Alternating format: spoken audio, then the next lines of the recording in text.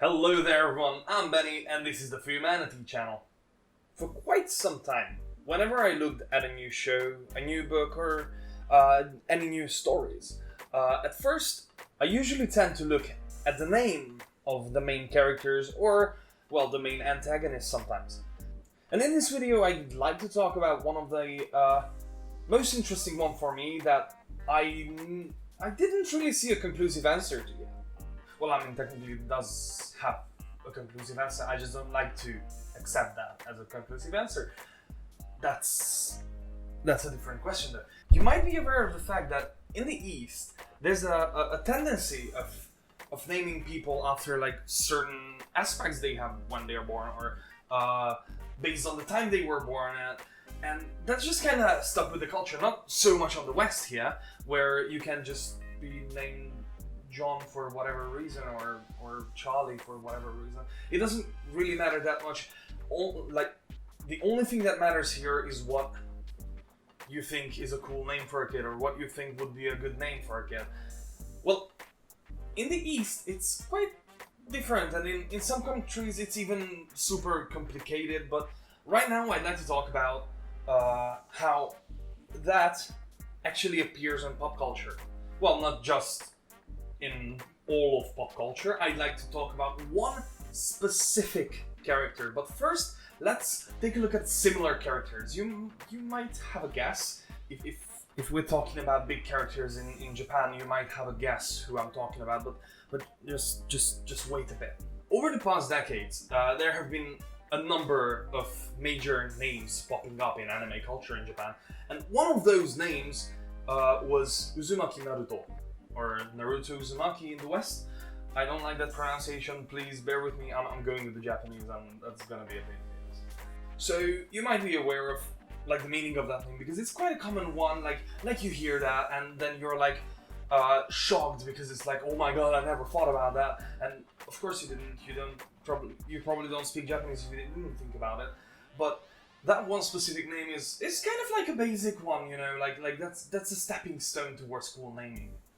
And the reason I think is just a stepping stone is because it's like the name itself is just a reference to the family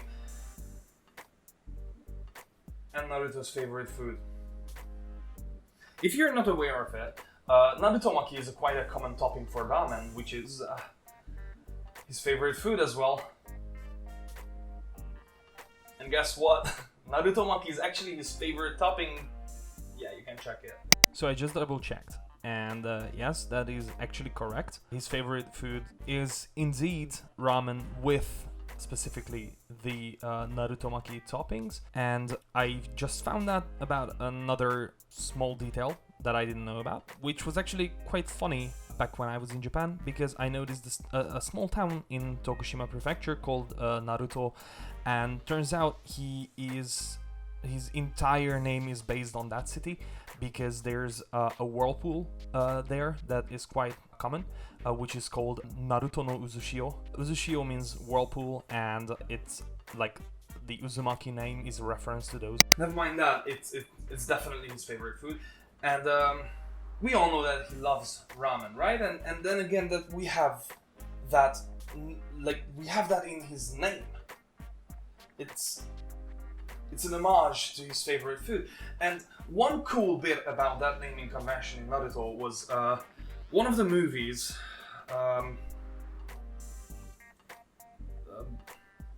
So the movie that I was talking about is Road to Ninja Naruto the movie. And if you watched it, you know that it's about a dimension travel sort of thing. It's not the greatest movie, but you might remember how in that movie, in this parallel universe, an isekai if you will, we got to see the main characters, like all of our favorite characters from the show, like all the Genins/Chunins at the time, and well, their personality was quite different, and spoilers for the movie, but it's not really a spoiler, it came out in 2012, if you're interested you should have already watched that. And well, if you don't want to hear about it, then just skip out a couple of seconds.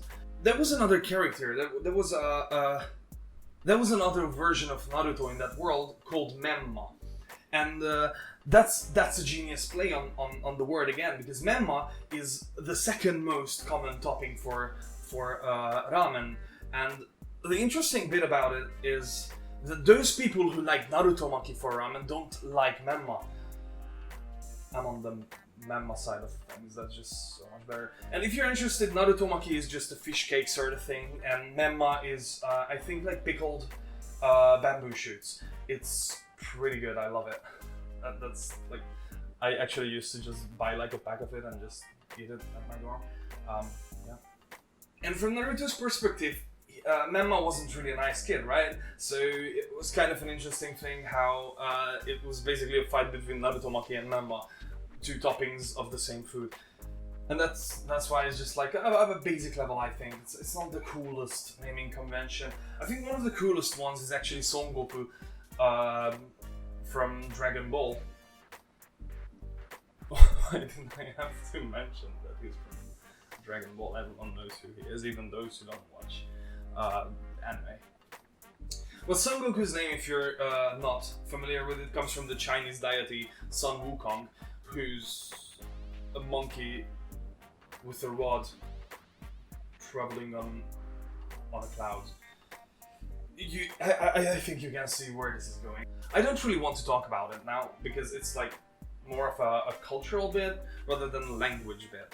And I think we're getting closer to my favorite one. But then again, we have to like talk about a different topic a little bit. So if you watch like your everyday school life anime, then this thing doesn't really apply. You don't really have to look into every second Takeshi's name, because it just doesn't really matter. Maybe sometimes it just like says a little bit about their personality. If you want some good reference for that, I would recommend you watch Itsudatte Bokura no Koe wa 10 cm datta. It's one of my favorite school lives, and in that show, the two main characters actually are both born during the spring, and it's like a common point for both of them to get along. But we're talking about like the more epic tales of our generations, like Naruto so far, Dragon Ball, and One Piece. I never thought I would make a video on One Piece. Well, this is not entirely a video on One Piece. This is specifically on Luffy, and we'll get on that in a second. Like I never liked One Piece, and recently I started watching it, and I watched 500 episodes of it already, almost 6. I'm still not at the end. I know there's a lot of things that I accidentally spoiled for myself looking into this topic, but actually I didn't have to look into this topic because there's nothing on it. I only found one Reddit post about this, and even that wasn't a Reddit post. I think it was just like a comment on some Reddit post, and I couldn't even find it again. It was like archived, I know that, but I just couldn't find it again. I tried finding it, but it was about something cool that I noticed even before I started watching One Piece, and you know what, let's get into it, because it's just so interesting to me. I never really got to talk about this to anyone, because how do I explain it? Just go into a conversation with anyone and be like, oh, hey, did you know that Luffy's name might come from Hungarian? That's not a good opener. But I genuinely think that it might be. I genuinely think it might be coming from Hungarian.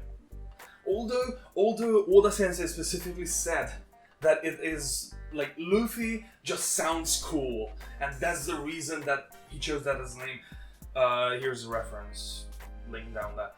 If you want to check it out, I'll find it. Well, there's a bunch of theories about Luffy's name, including the Wheel of the E, which is like the biggest mindfuck for anyone who watches One Piece. I still don't know what it means, and I think it's still not out, but yeah, that's for the future to know. Maybe our grandkids will tell us in episode 5300 what the Wheel of the E was. But, well, anyways, yeah. So I found one kind of popular theory, although Oda-sensei actually said no to that theory, so I just like to mention it. I can't quite understand it because I'm not that good at sailing, but apparently there's a term in sailing which is luffing, or luffing, I don't know how to pronounce it. It's a type of, I don't know, like It has to do something with the sail and the sail's edge. I don't know. It's.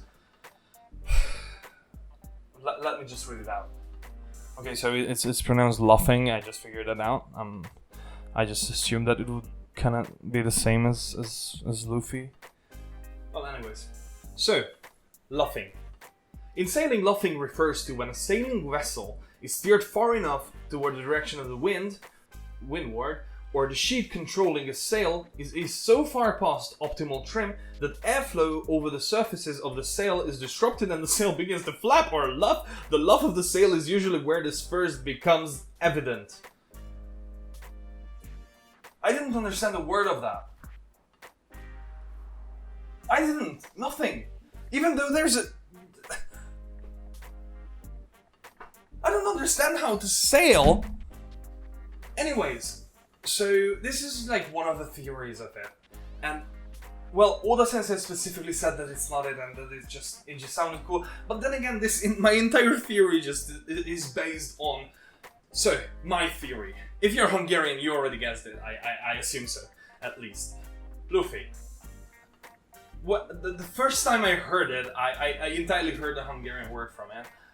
Because there's a Hungarian word that is almost the same. So the word in Hungarian that we're looking at is Luffy.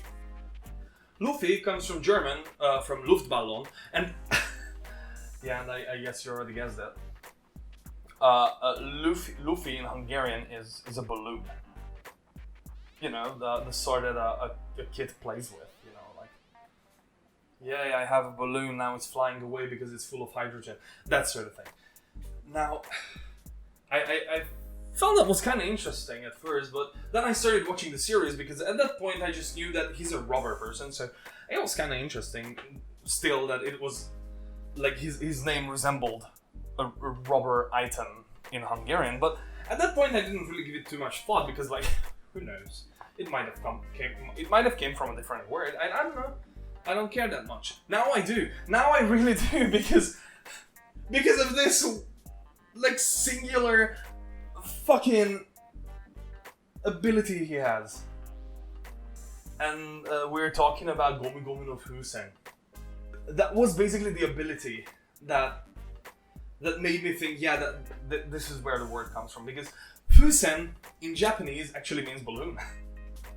Luffy turns into a balloon. I mean, this is not news. This is literally 20 years of history that I'm talking about. But Luffy turns into a balloon. Balloon in Hungarian is Luffy. I think you can kind of see the connection there. Maybe. I know this is like game theory level, or like film theory level of guessing game here. But at that point I was like, dude, they know about Hungary. After that I read up on it and then it was kind of debunked, and Luffy actually kind of sounds cool in Japanese, like, not gonna lie. But at the same time I want to believe that this is true, and you know what? There's nothing wrong with that. And I guess this is kind of a reassuring for anyone who has a theory about a show. Like, just say it out loud, because it feels nice when people sort of think that you're right about it, and you'll feel better about yourself. It's kind of a cool feeling that you think that you might have figured out something about your favorite characters. Even if it was debunked, it still feels good. A couple of years in the future, Oda-sensei might be like, oh yeah, it's come from Hungarian. But I don't think that will happen. But I do think it's important to think about stuff, and you know how you can think about stuff even better? Check out today's sponsor, Skillshare. I wish.